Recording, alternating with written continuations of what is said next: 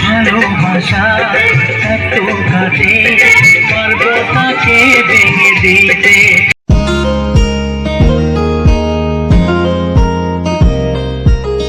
Hello everyone, সবাই কেমন আছো? আশা করি সবাই খুব ভালো আছো, আমরাও বেশ ভালো আছি।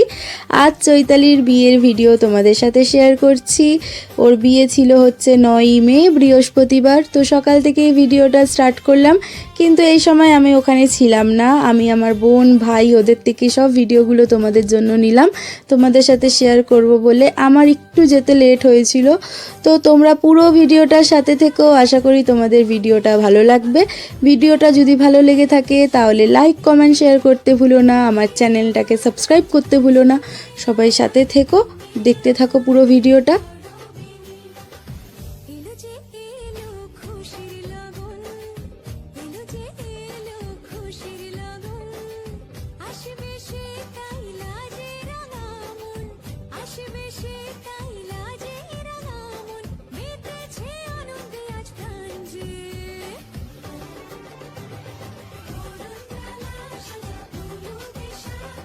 বিয়ে বাড়িতে দেখো সকাল থেকেই নাচানাচি শুরু হয়ে গেছে। এইটা হচ্ছে পুকুরে স্নান করতে যাওয়ার আগের মুহূর্ত। সব বন্ধু বান্ধবরা মিলে, ফ্যামিলি সবাই মিলে নাচানাচি করছে এখানে। বিয়েতে একটু নাচানাচি না করলে হয়, তাই না? ওয়েদারটা কিন্তু সকাল থেকে ভালোই ছিল।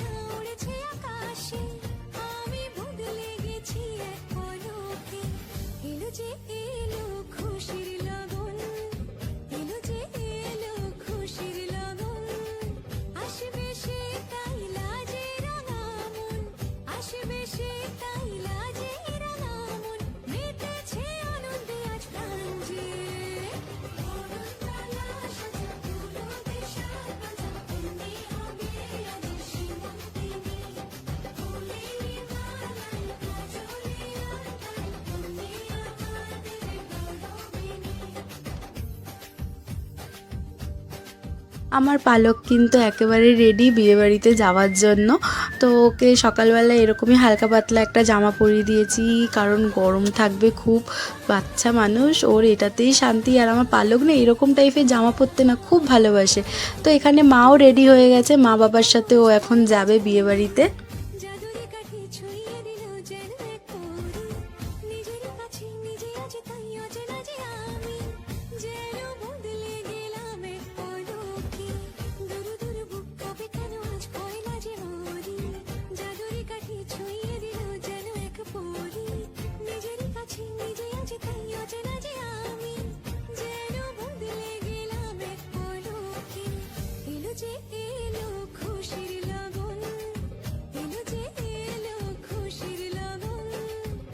এখন সবাই চৈতালিকে স্নান করাবে বলে পুকুরে যাচ্ছে, পুকুর থেকে জল আনতে।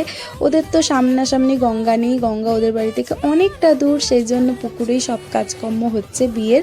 তো মাও কিন্তু জয়েন করে গেছে। মা বলছিল যে মা যখন এসে ঢুকেছে তখনই নাকি পুকুরে সবাই যাওয়ার জন্য তৈরি হচ্ছে, তাই জন্য মাও ওদের সাথে জয়েন করে গেছে। আর আমি কিন্তু অনেকটা লেট করেছি, যেতে যেতে আমি গেছি প্রায় তখন 2:30 বেজে গেছে, অনেকটা লেট। এইগুলো সব আমি মিস করে গেছি, আমি বোনের ফোন থেকেই দেখেছি সব, আর তোমাদের সাথেও সেই জন্য শেয়ার করছি।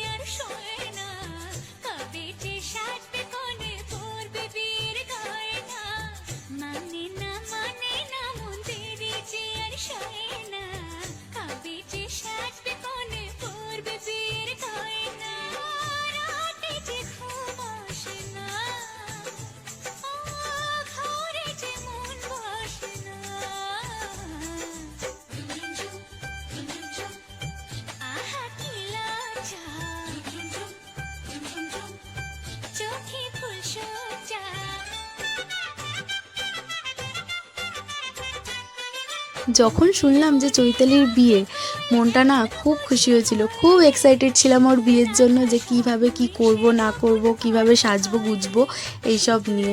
নিজের বাড়ির বিয়ে হলে তো এইসব প্ল্যানিং সবারই থাকে, তাই না? তো আমাদেরও ছিল। আর অনেক দিন পর আবার নিজের বাড়ির বিয়ে, সেই লাস্ট আনন্দ করেছিলাম হচ্ছে আমার ছোটো মামার বিয়ের সময়। তখন আমার বিয়েও হয়নি, কলেজে পড়তাম, তো সেই সব দিন আলাদা ছিল। আর ওর বিয়ে যখন ঠিক হলো যে বাংলার 26শে বৈশাখ, এইটা শুনে না একটু মনটা খারাপ হয়ে গেছিলো গরমের জন্য, কারণ সবাই জানো এই সময় প্রচণ্ড গরম থাকে, আর এই বছর আরও গরম পড়েছে। তো এত গরম দেখে আমি মাকে বলেই ফেলি যে এই যদি গরম থাকে তাহলে কিন্তু আমি বিয়েবাড়িতে সকাল থেকে যাচ্ছি না, আমি বাড়ি থেকে রেডি হয়ে একেবারে সন্ধ্যের সময় যাব, কারণ আমার বরেরও থাকার কথা ছিল না। তো আমি কার সাথেই বা যাব, কিসে করেই যাব? ওদের যেখানে বাড়ি সেই জায়গাতে না গাড়ি ঘোড়ার একটু প্রবলেম আছে যাওয়ার জন্য, বুঝেছো তো? মানে টোটো গেলে পুরো বুক করেই যেতে হবে, এতটাই অড রাস্তা।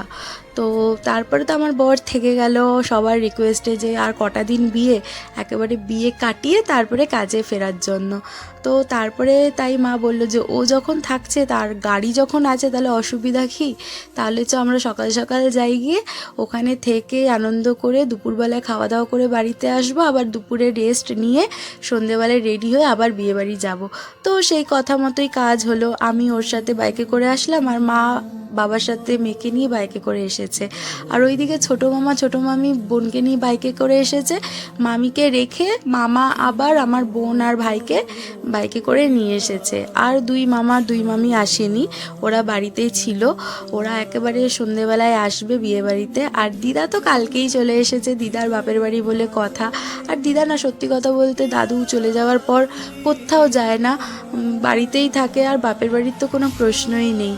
তো ওই জন্য দিদা কালকে এসেছে, দিদার কথা আছে যে বৌভাত সেরে তারপরে বাড়িতে যাবে, এবার দেখা যাক কি হয়।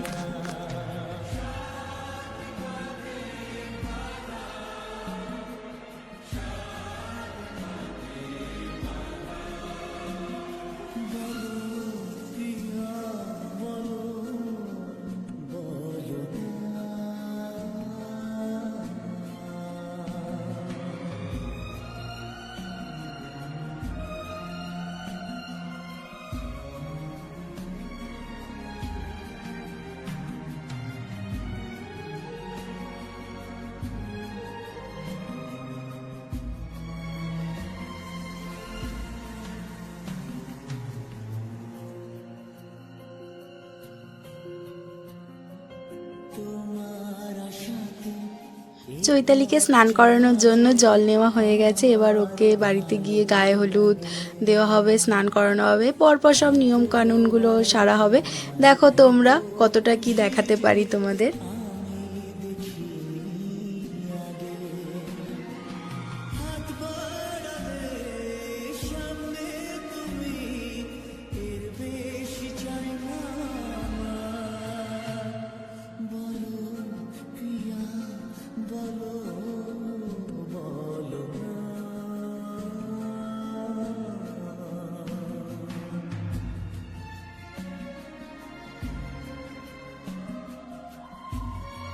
ফাইনালি বেলা 12টার সময় কিন্তু আমরা দুজনে বেরোলাম। আমরা যেই বেরিয়েছি, ওয়েদারটা না পুরো মেঘলা হয়ে গেল, মনে হচ্ছে এই ঝামিয়ে বৃষ্টিটা আসবে। তাই আমরা দুজনে বলা বলি করছি ওয়েদারটা এরকমই থাক, কারণ এরকম ওয়েদার সত্যি খুব ভালো লাগে, কিন্তু বৃষ্টি হোস না, কারণ বিয়েবাড়িতে বৃষ্টিটা মানা যায় না। আর ওদের বাড়ির ওখানে না একটু বৃষ্টি হলেই জল কাদা হয়ে যায়, আরও বিরক্তকর। কিন্তু কি আর করব, প্রকৃতির ওপরে তো কেউ না, যেই বলা অমনি কাজ। বৃষ্টি কিন্তু টিপটিপ করে পড়তে শুরু করে দিয়েছে। আর আমাদের ভাগ্যটা ভালো ছিল, আমরা যেই বেলুড় হসপিটালের ওপর থেকে ক্রস করছিলাম তখনই বৃষ্টিটা হালকা হালকা শুরু হয়। তাই ও বলছে যে মনে হচ্ছে জামিয়ে বৃষ্টি আসবে, একটু দাঁড়িয়ে যাই। দাঁড়াতে না দাঁড়াতে দেখছি অঝোরে বৃষ্টি পড়ছে, তাই আমরা হসপিটালের ভেতরে বসে একটু ওয়েট করছিলাম। পাক্কা 2 থেকে আড়াই ঘন্টা ওয়েট করার পর বৃষ্টিটা যেই হালকা হলো তখন আমরা বেরোলাম। বৃষ্টি কিন্তু এখনও থামেনি, বৃষ্টি পড়ে যাচ্ছে, তোমরা হয়তো ক্যামেরাতে বুঝতে পারছো না। তো দেখো রাস্তাঘাটের কি অবস্থা, আমাদের বেলুড় স্টেশনের রাস্তার এই অবস্থা। একটু বৃষ্টি হলো কি হলো না, জল জমতে শুরু করে দেয়। আর এই তো আড়াই ঘন্টার বৃষ্টি, একদম অঝোরে, জল জমবে না এ কখনো হয়? দেখো মনে হচ্ছে যে আমরা পুকুরের ওপর থেকে পারাপার করছি। আর ওইদিকে মাকে ফোন করলাম ওখানকার অবস্থা জানার জন্য। মা বলছে যে আর বলিস না, ওদের বাড়িতে পুরো জলে জল হয়ে গেছে। আমরা পুকুর থেকে এসেছি ওকে স্নান করানো, হলুদ দেওয়া হবে বলে, অমনি দেখি যে বৃষ্টি, যে যার মতো ছিটকে গেছে। কখন হলুদ দেওয়া হলো, কখন স্নান করা হলো, কিচ্ছু দেখা যায়নি। আমরা তো ঘরের মধ্যেই ছিলাম। আর আর ওই সময় দুপুরবেলা সবার খাওয়ার টাইম হয়ে গেছে, সবার খিদে পেয়ে গেছে, কেউ খেতে যেতে পারছে না। কি অবস্থা, প্যান্ডেলে নাকি জলে জল হয়ে গেছে, ভেঙে গেছে। আর মামা মানে চৈতালির বাবা ওরা নাকি ছেলের বাড়িতে গেছিলো আশীর্বাদ করার জন্য। আর ছেলের বাড়ি পাশেই, ওর লাভ ম্যারেজ। তো ছেলের বাড়ি থেকে নাকি তাড়াহুড়ো করে বৃষ্টি দেখে আসে, এসে দেখে যে এই অবস্থা। কি অবস্থাতে যে ওর বিয়েটা হয় কিচ্ছু বলার নেই। চৈতালির বিয়ে সত্যি সারা জীবন আমাদের মনে থাকবে। মানে মনটাও খারাপ লাগছিলো, কারণ ওর কত কষ্ট করে আয়োজন করেছে ওরা, যে বিয়েটা এইভাবে হবে ওইভাবে হবে। কিন্তু কি আর করবে, প্রকৃতির ওপর তো সত্যি কেউ নেই না।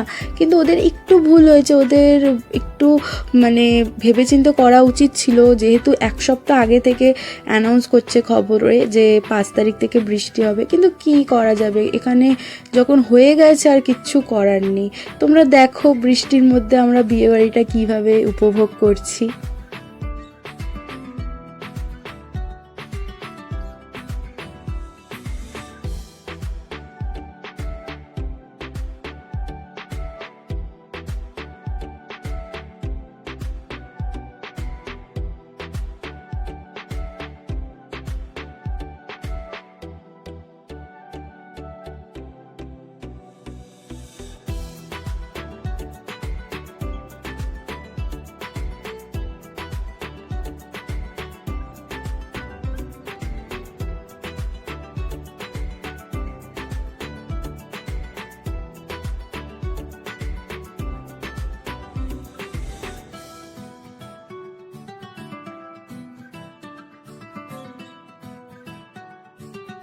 আমরা কিন্তু ওদের বাড়ির কাছাকাছি চলে এসেছি, আবার বৃষ্টিটা দেখো শুরু হয়েছে।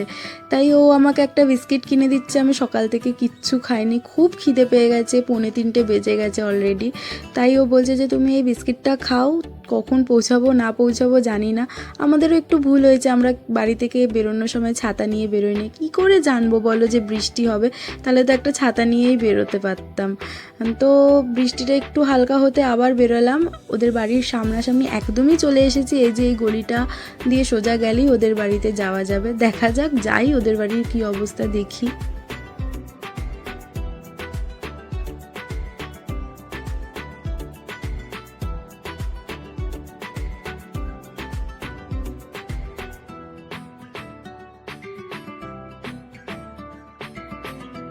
চলে এসেছি ওদের বাড়িতে। এটা কিন্তু ওদের বাড়ি না, ওদের বাড়িটা একটু ভিতরের দিকে। এখানে একজনের বাড়িতে খাওয়া দাওয়ার আয়োজন করা হয়েছে দুপুরের। কি করবে, তখন যেই টাইমে বৃষ্টিটা এসে সবারই খাওয়া দাওয়ার টাইম, তাই তাড়াহুড়ো করে এই বাড়িতে ঢুকিয়ে দেওয়া হয় খাবার। এখানেই সবাই বসে খেয়ে যাচ্ছে। মা এখন আমার মেয়েকে খাইয়ে নিজে খেয়ে এখন ফিরলো। মা বললো যে যা তোরা এখন খেয়ে নে, কিন্তু এখন সবে এসেছি, একটু বসে তারপরে আমি খাবো। আমাদের দুপুরে খেতে খেতে জানো তো 4টে বেজে গেছে। আমরা কোনো রকম খাওয়া দাওয়া করে আমি আর শুভ না বাড়িতে চলে আসি। মাকে আসতে দিনই, মাকে বললাম তুমি এখানেই থেকে যাও, আমি বাড়িতে গিয়ে সন্ধে দিয়ে রেডি হয়ে তোমার জন্য জামা কাপড় নিয়ে আসবো। আর এমনিতেও না মেয়ের খাবার নিয়ে আসিনি, মেয়ে পুরো অস্থির হয়ে গেছে খিদের জন্য। ও তো ভাত খেতে পাচ্ছে না, এখানে একটু মানে শক্ত শক্ত ছিল। তো মা কোনো রকম বিস্কিট ফিস্কিট এইগুলো খাইয়ে রাখছে। ডিম সেদ্ধ দিয়েছিলাম খাওয়ানোর জন্য, কিন্তু এত বদমাইশ খায়নি। এমনি সময় কিন্তু ঘরে ডিম ডিম করতে থাকে, কিন্তু এখানে এসে খায়নি, এত উৎপাত করছে। তো বাড়িতে 7টা অবধি ওয়েট করেছি কতক্ষণে বৃষ্টি থামবে, রেডি হয়ে বসে আছি। শেষমেশ বৃষ্টি থামলো, আমরা বেরোলাম ছাতা নিয়ে। এখানে ঢুকতে ঢুকতে জানো তো 9টা বেজে গেছে আমাদের। আর চৈতালির বিয়ের আয়োজনটা করা হয়েছে ওর মামা বাড়িতে, পাশেই কিন্তু ওর মামা বাড়িটা ছিল বলে রক্ষে। ওর মামা বাড়িটা রাস্তার ওপরেই ছিল, ওর মামা বাড়ির ওপর থেকেই ওদের বাড়িতে যেতে হয়। তো এখানে এত লোকের গিঞ্জি হয়ে গেছে, মানে ঘরে একটা বিয়ে বাড়ি, মানে বুঝতে পারছো তো, একই জায়গাতে খাওয়া দাওয়া সব কিছু। আর মা 9টা বেজে গেছে, মা বলছে আমার আর ভালো লাগছে না, আমি আর রেডি হব না, একেবারে বাড়িতে যেতে পারলেই বাঁচি, আমার বিরক্ত লাগছে। তাই মাকে বললাম যে ঠিক আছে, রেডি না হও না হবে, শাড়ি চেঞ্জ করতে হবে না, তুমি এমনি মাথাটা আঁচড়ে নাও, একটু মুখটা ঠিকঠাক করে নাও, তাহলেই হবে।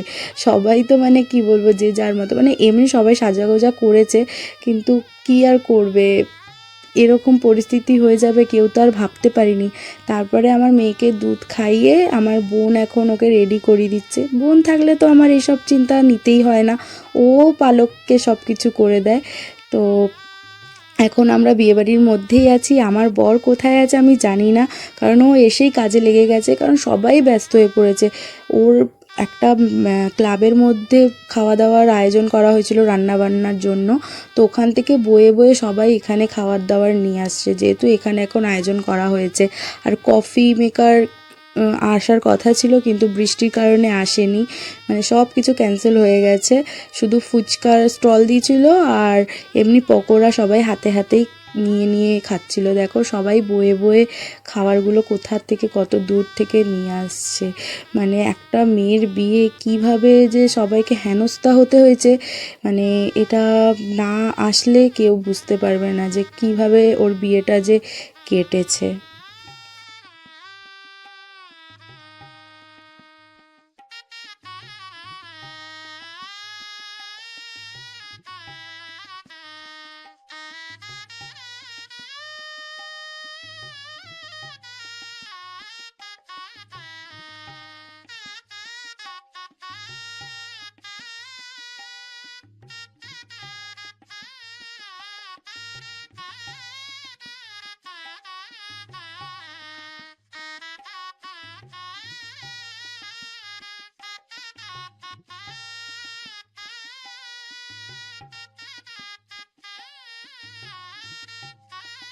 একটা মেয়ের বিয়ে চাইবো যে ও সারা জীবন যাতে ভালো থাকে, কিন্তু কি আর বলবো, ওর বিয়ের সময় আমার ওপর দিয়ে এত বাধা গেছে যে কি বলবো।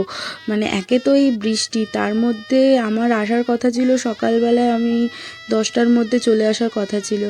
দেখতেই পেয়েছো যে মা আগে এসেছে, আমি পরে এসেছি। কারণ এটাই, আমি সকালবেলায় জানো তো ওষুধ আনতে গিয়ে পড়ে যাই, পড়ে গিয়ে আমার পায়ে লাগে, চোখে লাগে। মানে তারপর থেকে মানে বিয়েবাড়িতে আসবো চোখ মুখ ফুলে সেই একাকার, আমাকে সেইভাবে ওই জন্য দেখতে পাচ্ছ না। আমি তাও তোমাদের দেখানোর জন্য একটা ছোট্ট ভিডিও করে রেখেছি, তোমরা দেখো যে কি অবস্থা হয়েছিল আমার চোখের। তো সবাই বলাতে আমি এসছি, আর যেহেতু বোনের বিয়ে সব কিছু আগে থেকে প্ল্যান করেছি, সেই জন্য এবার না আসলেও ওরা কি ভাববে, সেই কারণেই আমি এসেছি। আর আমি একটা চুড়িদার পরেছিলাম, ওটা আমার পরার কথা ছিল বউ ভাতে, যে আমি বউ ভাতে চুড়িদার পরবো আর বিয়েতে শাড়ি পরবো, কিন্তু বৃষ্টির কারণে বউ ভাতের ড্রেসটাই আজকে আমি পরেছি। আর চোখ একদম ফুলে মানে আমার অবস্থা একদম খারাপ হয়ে গেছিলো, যেই কারণে সকাল থেকে বরফ দেওয়া, গরম শেক দেওয়া, এই করতে করতেই আমার লেট হয়ে গেছে আস্তে আস্তে।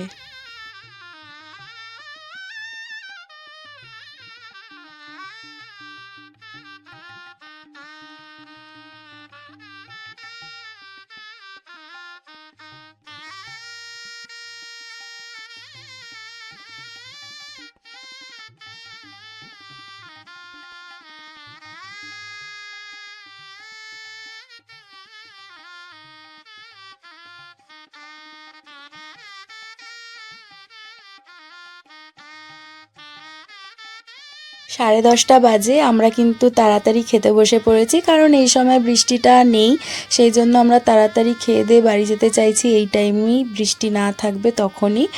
আর মেয়েকে কিন্তু মামাদের টোটোটা দিয়ে দেবো, মামারা টোটো নিয়ে এসেছে, তো ওকে চাইছি না বাইকে করে নিয়ে যেতে, বৃষ্টির মধ্যে কখন কি হয় না হয়। আর লিলুয়ার রাস্তা দিয়ে যাব, সেই রাস্তাটা খুব একটা ভালো না, সেই কারণে। বাবার কিন্তু আগেই খাওয়া হয়ে গেছে, বাবা মেয়েকে নিয়ে আছে এখন, আর আমরা খাচ্ছি। আর আমাদের টেবিলে বসেছে সেজো মামা, শুভ, আমি, আর পাশে একটা বোন, ওর বাড়ি কিন্তু এখানেই। আর অন্যদিকে টেবিলে বসেছে মা, ওরা সবাই। আর চৈতালির বিয়ের সবকটা আইটেমই খুব ভালো হয়েছিল। ওর বিয়েতে রান্নাবান্না হয়েছিল রাধা বল্লভী, চানা মশলা, ডিমের devil, salad, fried rice, chicken কষা, চাটনি, পাঁপড়, রসগোল্লা আর আইসক্রিম। আমি কিন্তু আইটেমগুলো খুব একটা এনজয় করে খেতে পারিনি, কারণ আমার পেটটা পুরো ভরা ছিল।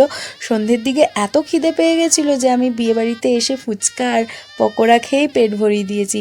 আর এত তাড়াতাড়ি খেতে বসে পড়ার কারণে আমি কিন্তু খাবারগুলো অত ভালো খেতে পারিনি, কিন্তু রান্নাবান্না খুব ভালো হয়েছিল, সবাই বলেছে।